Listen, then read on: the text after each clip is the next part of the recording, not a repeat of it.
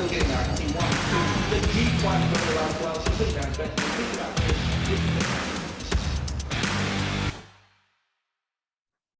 G'day punters, welcome back to the MacBet post-operation show where we review the Saturday Brisbane meeting, which was Eagle Farm on Saturday. The boys are joining me as always, Tommy Henjak and John Mcleod. Guys, how you going? Winter Carnival's finally kicked off. Yeah, James, it's sort of a bit flat at the moment. Sort of we're just we're flatlining sort of thing. We're not doing anything, which is a bit disappointing, but hopefully we can just punch in a few horses here today. Absolutely. And it's pretty cold, James. It is a bit cold. We lost the 1.6 units last week. You're right, John. Flatlining's probably the word. We're just sort of, just flat along. We're not losing, which is nice, but we're not winning big either. No. So we're maintaining. We're winning at 4.1% for the year. Hopefully we can just rocket straight up once these big races come in. John, you were saying before, you feel like you've got a fairly good handle on these Group 1s this year, more so than previously. Yeah, it just seemed like, when a few of these Sydney horses start coming up to Queensland and our ratings are actually fitting in with theirs, and the really good thing to work out is this the pricing, that we can price them after it, and they're sort of it's fitting really well. So I'm a lot more confident than what I've been in a while. I think I might have even said this last year that we were fairly confident about the thing, but and I think we did win. Yeah. It's sort of been a bit of a bugbear of ours, with Sydney horses and Melbourne horses coming up here all the time. But last year I think we won, and I'm a bit more even confident this year, or a lot more confident than last year. So it's just it's a good feeling really, because it's you try to fix things, you try to get things right, and when you feel like you're getting them close, you can never sit on your morals, that's for sure, but or rest on your morals. It looks okay.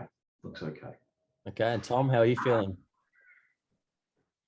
Yeah, just cold. Just it's been I don't handle the change in seasons like real well.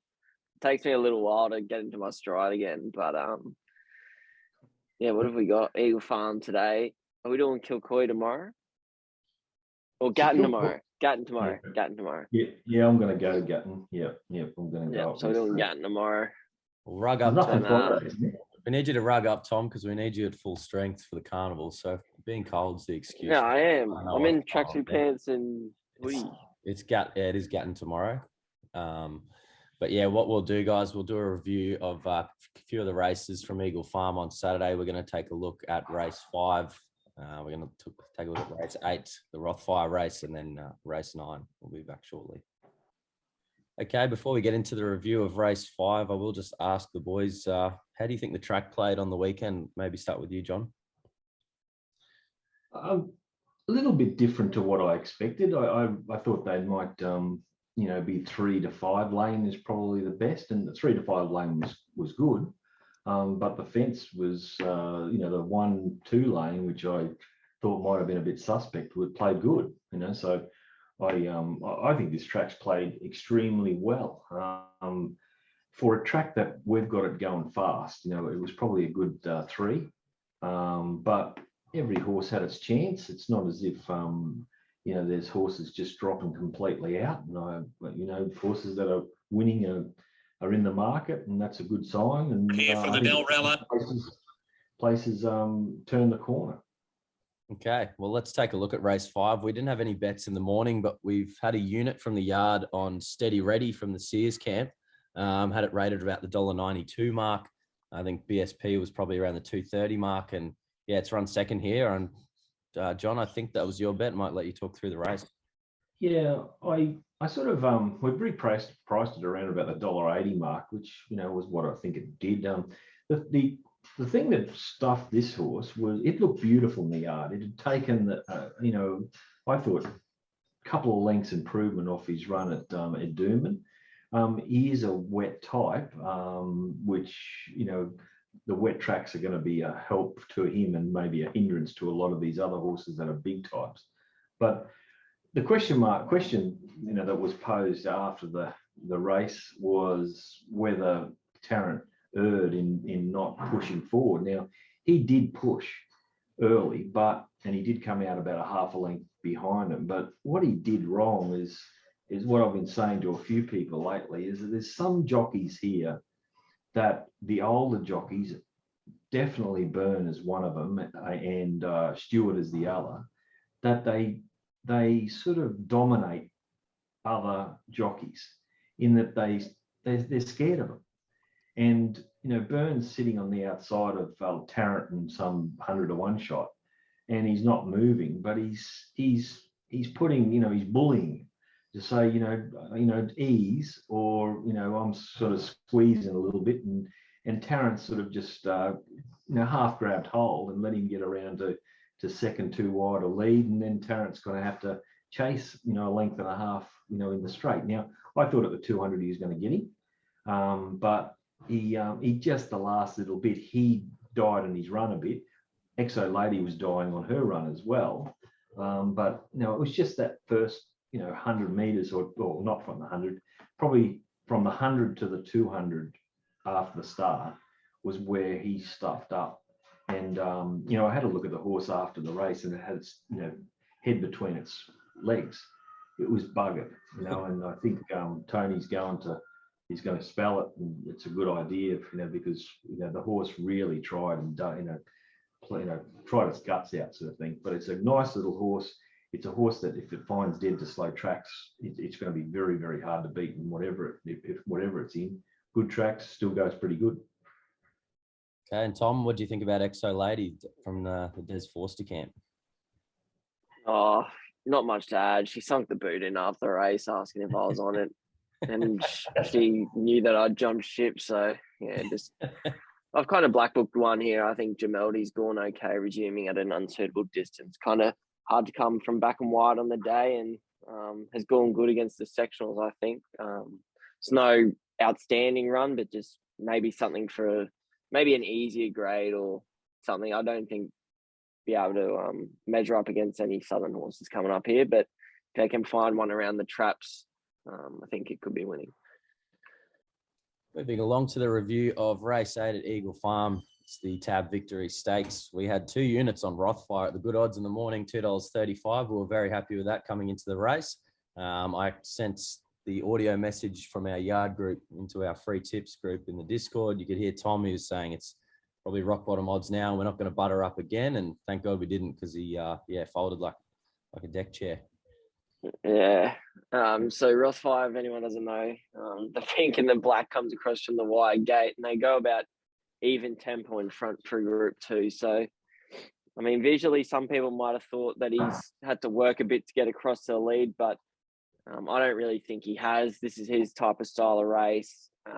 He finds the best part of the track, and for me, he was very disappointing, and I'm surprised that they are pushing forward to the 1350 Kingsford Smiths or whatever it is in a fortnight time. I think to me the horse is really paddling late after having it pretty easy in front in the best part of the track. So I just don't think he's come back as good as he previously has been. If there wasn't an injury cloud, you'd probably have 4 to 5 units on him, just the way he's going to map in his class. But the injury cloud was just something at the 235. I was just happy to take those odds. And when it gets into $1.85, you're just kind of hoping he was there. I was kind of surprised the winner, Counter Rupee, it kind of got out to $11, and it was always going to be in the right part of the track, and it was going to be hard for those horses to be making ground. I think on the audio, I gave a small push to Scalapini as well. It's gone okay. It's kind of run up to its run's last preparation, but I've chucked a black booker here on Jamea. It's probably come in the worst part of the track and run some really nice sectionals home. The problem with it, though, is it's a horse that's always going to get back, so they're probably going to have to stick to Eagle Farm and need a bit of pressure up front. And the other one is Ranch Hand. I don't think it was all suited with the way the race was run. I thought it raced a bit fresh after 56 days off, and then perhaps if they go up in distance with a lower draw, I think it can definitely improve. Yeah, I think the race was run like we were thinking it was going to be. He could, just take his time on Rothfire really to get around to lead, and he's done that, and he's led by 2 in doing that because there's no real other speed to take him on, and he's done that, and the horse is gone. He's just gave in like a prick balloon. The horse, you couldn't possibly back it off that. And if it's starting, if it's $5 or under, in whatever race it contests from here on in, you just want to bet against it. I thought Branchan went really good. I liked its run. I thought just went back, just starting to warm up really, in the section of the last section. It wasn't too bad. It wasn't as good as what you'd like it to be. Like they've got home, 1.5 lengths above average. So, that's a worry. This whole race is really not the best. I think there's a few races. I think this race last year was one of the ones we said, nothing can win out of this race. On sectionals, it might be saying the same thing, because surely there's going to be other horses that can run, a length and a half faster than par. And that's what they've done.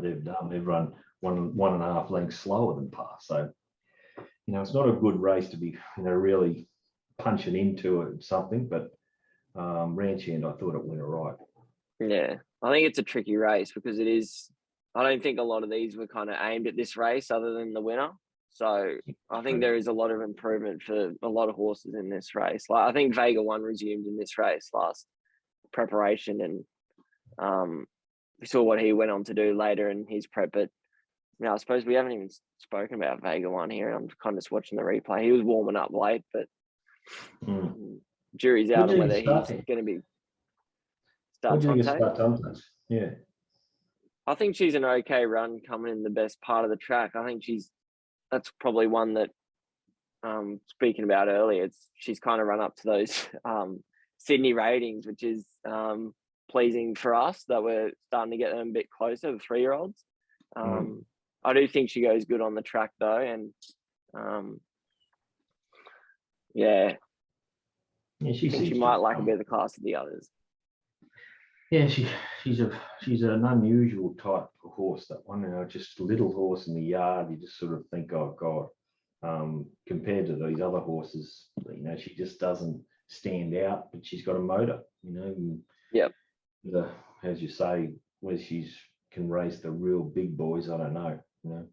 Yeah, and keep giving them a head start. That's the problem. Yeah. Okay, race 9. There was a little bit of drama here pre-race with the favourite scratched in Go Wanji. So there was plenty of chat about that pre-race. We had John saying he was against Go Wanji in the preview video. He said he wanted to find Bullfinch, or Tom said he wanted to find Bullfinch, and then Tom was liking Aiden's field, and then we've ended up backing New Arrangement. So I think I've got some of that right. We might start with you, John. What do you think of this race? Well, I think we were sort of saying there was 4 horses that could probably win, and one was $2.60 or something like that. That was the favourite. So, we're betting against it, and it's going to be back in the field with a few of the horses that we think have good chances in Bullfinch and New Arrangement. And then you've got the leader, or the horse that's going to race up on the speed, which was Aiden's field, who has been disappointing and was disappointing in this race again. So it's just a matter of trying to work out which one of these two, Bullfinch and New Arrangement, that we could back. And the big thing that made me push, I was always, I think we were talking, Tom, all day when the fence was good, that Bullfinch was going to be the right horse. That was what we were going to do. And unfortunately, we probably should have bet in race 5, and then we were on and wouldn't have to worry about it. But when the horse got in the yard, he just played up. He was just playing up bad. And I think he's a bull. So it was just something that you say, okay, there isn't a lot of difference between the two of them, Bullfinch and New Arrangement. One's playing up and one's walking around like a pussycat. So, it's sort of, so we went New Arrangement, and I don't think we were wrong. I think they would have gone to the line locked together, and it would have been heads up, heads down. And unfortunately, we got poleaxed at about the 250 or through, 250, 300. And when both of them were travelling, you can see there, Bullfinch in the green and New Arrangement in the purple and the white stars, both of them are travelling. One's on the fence and just looking for runs. He doesn't usually get that run. And New Arrangement just gets checked. He dipped and went back and gone. And then he's come up to the line as good as anything. There was no difference between the two of them. They would have, it would have been flip of the coin. And, the thing was, we went the wrong way. What do you think of the ride, Tom? Yeah. Which one? New Arrangement. Oh, I mean, there probably wasn't too much you could have done, to be honest. Like, there's only so many people that can take a run up the inside, which was where everyone wanted to be. And when the inside's the place to be, you get these really compact fields. And it is tricky to find runs. I think we saw it the night before at the Sunny Coast. There was a lot of traffic in those last few races, and it's just whoever gets the suck run up the inside. As John said, Bullfinch, when it came into the yard, and it is a horse that can pull and get really fired up in a race. So when Star Virgo decided to push inside Aiden's field and make it work that little bit extra to find the lead with the low weight, the blinkers going on from the wide gates, that definitely helped Bullfinch as well, because I think it just helped him be able to settle in the run. From gate 2, he still was able to just come out neutral and get the horse relaxed. And as John said, it's just been able to get the suck run up the inside. I do think the horse is going extremely well, though, this Bullfinch.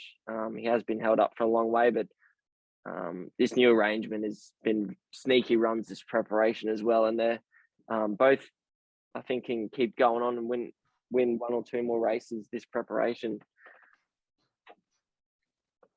All right, that concludes our post-operation analysis of the Eagle Farm meeting on Saturday. There was plenty of drama. We had a bit of a strip out, but we managed to win over at Bow Desert, which was nice.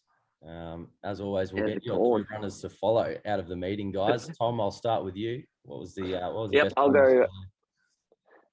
Race 8, I want to follow Ranch Hand. I hope they go to 1350 at Doomben. I think 1400 is a little bit iffy, but at 1350 might be the sweet spot going to the Kingsford Smith or whatever it is at Doomben. So Ranch Hand for me.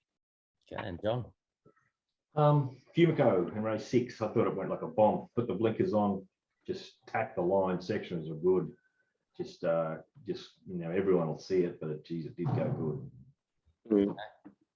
That's Ranch Hand and Fumico out of the meeting. We've got plenty of racing action this week for us. We've got Eagle Farm today, Gatton tomorrow, Gold Coast and Ipswich on Saturday, and then Sunday we got Sunny Coast again. So action-packed week for us, and make sure you head to macbet.com.au if you want to get our info, guys. The carnival's firing up, and we're keen to back a few winners. The boys sound like they have a bit of a handle on these big races, so I'm definitely excited.